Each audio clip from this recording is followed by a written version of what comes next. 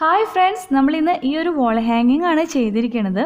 ഇത് നമുക്ക് ഫ്രണ്ട്സിനൊക്കെ ഗിഫ്റ്റ് കൊടുക്കാനും പറ്റിയതാണ്. ഇതിൻ്റെ ഈ കളർഫുൾ ആയിട്ടുള്ള ബാക്ക്ഗ്രൗണ്ടും അതുപോലെ നല്ല ഭംഗിയായിട്ട് എഴുതിയിരിക്കുന്നതും സിമ്പിളായിട്ടുള്ള ഒരു ഐഡിയ യൂസ് ചെയ്തിട്ടാണ്. അതെങ്ങനെയാണെന്നുള്ളതാണ് ഇന്നത്തെ വീഡിയോയിൽ കാണിക്കാനായിട്ട് പോണത്. അപ്പോൾ നമുക്ക് വേഗം വീഡിയോയിലേക്ക് കിടക്കാം. ആദ്യം തന്നെ ഞാനിവിടെ എടുത്തിട്ടുള്ളത് ഒരു ക്യാൻവാസ് ബോർഡാണ്. ക്യാൻവാസ് ബോർഡ് ഇല്ലയെന്ന് വെച്ചിട്ട് കുഴപ്പമൊന്നുമില്ല. ഒരു കാർഡ് ബോർഡിൽ വൈറ്റ് കളർ ചാർട്ട് പേപ്പർ ഒട്ടിച്ചെടുത്താലും മതിയാവും. ഇനി നമുക്ക് ആവശ്യമുള്ളത് ഒരു പ്ലാസ്റ്റിക് ഷീറ്റാണ്. പ്ലാസ്റ്റിക് കവർ ഏതെങ്കിലും കട്ട് ചെയ്ത് ഓപ്പൺ ചെയ്ത് എടുത്താൽ മതി. ഇതുപോലെ ട്രാൻസ്പെറൻ്റ് ആയിട്ടുള്ളത് വേണമെന്ന് ഒരു നിർബന്ധമില്ല. ഏത് കളറുള്ളതും നമുക്ക് യൂസ് ചെയ്യാവുന്നതാണ്. ഇതിലേക്ക് ഞാനിവിടെ കുറച്ച് പെയിൻ്റാണ് അപ്ലൈ ചെയ്ത് കൊടുക്കുന്നത്. ആക്രിലിക് പെയിൻ്റാണ് യൂസ് ചെയ്തിട്ടുള്ളത്. ബ്രഷ് പെയിൻറ്റിലൊന്ന് ഡിപ്പ് ചെയ്തതിന് ശേഷം അവിടെ ഇവിടെ ആയിട്ടൊന്ന് ടച്ച് ചെയ്ത് കൊടുക്കുകയാണ്. നമുക്ക് ഇഷ്ടമുള്ള കളേഴ്സൊക്കെ യൂസ് ചെയ്യാവുന്നതാണ്. കുറച്ച് പെയിൻറ്റ് മാത്രം ഇതിന് യൂസ് ചെയ്താൽ മതിയാവും. ഈ രീതിയിൽ പെയിൻറ്റ് അപ്ലൈ ചെയ്തതിന് ശേഷം ഒരു സ്പ്രേ ബോട്ടിലിൽ കുറച്ച് വെള്ളം സ്പ്രേ ചെയ്ത് കൊടുക്കുകയാണ് കേട്ടോ. സ്പ്രേ ബോട്ടിലില്ലാന്ന് വെച്ചിട്ട് കുഴപ്പമൊന്നുമില്ല. കൈ വെച്ചിട്ട് വെള്ളം തളിച്ചു കൊടുത്താൽ മതി. ഈ പെയിൻ്റ് ഒന്ന് അലിയണ രീതിയിൽ കുറച്ച് വെള്ളം നമ്മൾ തളിച്ചു കൊടുക്കുക. അതിനുശേഷം ഈ ഒരു പ്ലാസ്റ്റിക് ഷീറ്റ് എടുത്ത് വളരെ ശ്രദ്ധിച്ച് നമ്മളിതൊന്ന് കമഴ്ത്തിയിടുകയാണ് ചെയ്യേണ്ടത് നമ്മുടെ ക്യാൻവാസ് ബോർഡിലേക്ക്. എന്നിട്ട് ഞാനൊരു ടിഷ്യൂ പേപ്പർ യൂസ് ചെയ്ത് അവിടെ ഇവിടെ ഒന്ന് പ്രസ് ചെയ്ത് കൊടുക്കുന്നുണ്ട്. എയർ ബബിൾസ് എന്തെങ്കിലും ഉണ്ടെങ്കിൽ പോകാൻ വേണ്ടിയിട്ടാണ്. ഇങ്ങനെ തന്നെ മതിയെന്നുണ്ടെങ്കിൽ നമുക്ക് ഈ ഒരു പ്ലാസ്റ്റിക് ഷീറ്റ് പതുക്കെ മുകളിലേക്ക് ഉയർത്തിയെടുത്ത് ഇത് നമുക്ക് ഉണങ്ങാനായിട്ട് വയ്ക്കാം. അതല്ലാന്നുണ്ടെങ്കിൽ ഞാനിവിടെ ചെയ്യാൻ പോണത് ഈ പ്ലാസ്റ്റിക് ഷീറ്റ് ഒരു സൈഡിലേക്ക് ഇതുപോലെ പതുക്കെ വലിച്ചു കൊടുക്കുകയാണ്. അപ്പോൾ ബാക്കിയുള്ള ഭാഗത്തു കൂടി പെയിൻ്റ് ആയിക്കോളും. ഈ ഒരു രീതിയിലാണ് ഞാനിവിടെ ചെയ്തിട്ടുള്ളത്. ഇതിന് നന്നായിട്ട് ഉണങ്ങാനായിട്ട് വയ്ക്കാം. ആ ഒരു സമയം കൊണ്ട് നമുക്കൊരു ട്രേസ് പേപ്പർ ഇവിടെ റെഡിയാക്കി എടുക്കാം. അതിനായിട്ട് വൈറ്റ് കളർ പേപ്പറാണ് ഞാനിവിടെ എടുത്തിട്ടുള്ളത്. അതിലേക്ക് ഒരല്പം ഓയിൽ അപ്ലൈ ചെയ്ത് കൊടുക്കുകയാണ്. ഒരു കോട്ടണിൽ കുറച്ച് ഓയിൽ എടുത്തിട്ട് ഈ പേപ്പറിൽ അപ്ലൈ ചെയ്ത് കൊടുത്താൽ ഇത് ട്രാൻസ്പെറൻ്റ് ആയിക്കോളും. അപ്പോൾ നമുക്ക് ഈസി ആയിട്ട് ഇത് ട്രേസ് പേപ്പറായിട്ട് യൂസ് ചെയ്യാവുന്നതാണ് കേട്ടോ.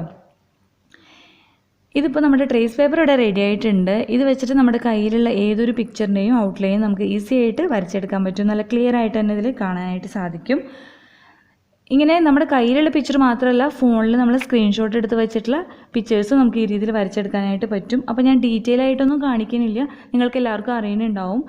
ഞാനിവിടെ പിക്ചറൊന്നുമല്ല, ഗൂഗിളിൽ പോയിട്ട് സെർച്ച് ചെയ്യുക കോഡ്സ് ഇൻ ബ്യൂട്ടിഫുൾ ഫോൺസ് എന്ന്. അപ്പോൾ നല്ല ഭംഗിയിൽ എഴുതിയിട്ടുള്ളത് വരും.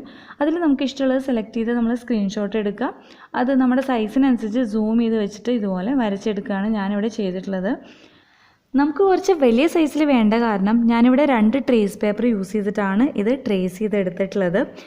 There is beauty in simplicity, അതാണ് ഞാൻ എഴുതിയിട്ടുള്ളത്. ഇതിനി നമ്മൾ തിരിച്ച് വെച്ച് കൊടുക്കുക. എന്നിട്ട് നമ്മൾ എഴുതിയതിൻ്റെ ബാക്ക് സൈഡിലായിട്ട് ഇതുപോലെ പെൻസിൽ യൂസ് ചെയ്ത് നല്ല ഡാർക്കാക്കി വരച്ചു കൊടുക്കുക. നമ്മൾ എവിടെയൊക്കെയാണ് എഴുതിയിട്ടുള്ളത് ആ ഒരു ഭാഗത്തൊക്കെ ഫുള്ളായിട്ട് നമ്മൾ ഇതുപോലെ ഡാർക്കാക്കി വരച്ചു കൊടുക്കുകയാണ് ചെയ്യേണ്ടത്.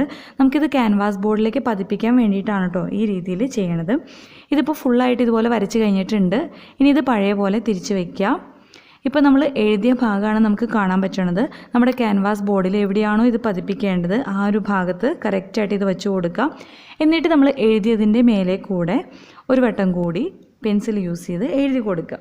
ഈ രീതിയിൽ കാർബൺ പേപ്പർ യൂസ് ചെയ്യാതെ തന്നെ നമുക്ക് ഇഷ്ടമുള്ള പിക്ചേഴ്സും അതല്ലെങ്കിൽ ഇതുപോലെ എഴുതിയതൊക്കെ ഏതൊരു പ്രതലത്തിലേക്കും നമുക്ക് പകർത്തിയെടുക്കാനായിട്ട് സാധിക്കും.